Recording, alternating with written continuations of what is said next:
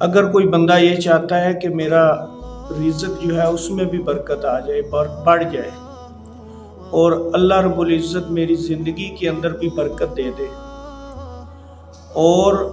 اس کے مرنے کے بعد بھی اس بندے کا نام اس کے اچھے کاموں کی وجہ سے لوگ لیتے رہیں، تو اس کے لیے پیارے نبی حضرت محمد صلی اللہ علیہ وسلم نے بڑا ہی عمدہ نسخہ دیا ہے۔ وہ کام جو انہوں نے بتایا وہ ہمارے کرنے کے لیے تھوڑا ہمیں مشکل لگتا ہے، اس لیے اللہ پاک نے اس پر انعام بہت بڑا رکھا ہے کہ رزق میں بھی اللہ برکت دیں گے، رزق کے مسائل ختم ہوں گے، اور عمر کے اندر بھی اللہ برکت دیں گے، اور اللہ ایسے کام لیں گے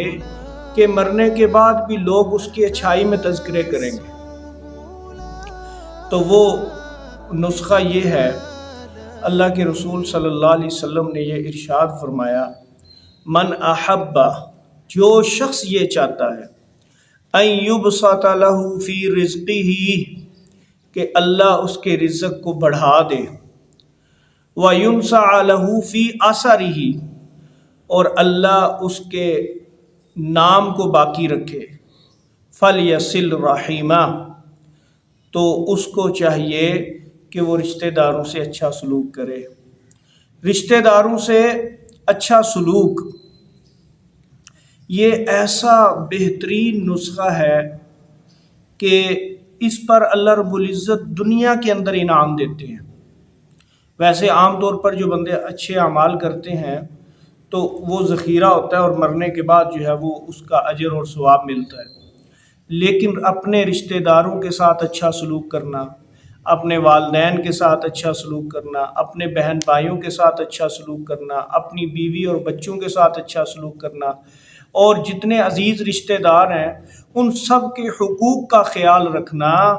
اور ان کے ساتھ احسان کا معاملہ فرمانا، یہ اللہ پاک کو اتنا پسند ہے کہ اس کام کے کرنے والے کو اللہ پاک جو ہیں وہ رزق کے اندر بھی برکت دے دیتے ہیں، اس کے رزق کے اندر بھی کشادگی کر دیتے ہیں، اور اس کام کے کرنے والے کو، جو بندہ بھی رشتہ داروں کا خیال رکھتا ہے، صلہ رحمی اور جوڑ پیدا کرتا ہے، اللہ رب العزت اس کی زندگی میں ایسی برکت دیتے ہیں کہ اللہ رب العزت جو ہیں اس کے کام دنیا کے اندر بھی آسان کر دیتے ہیں،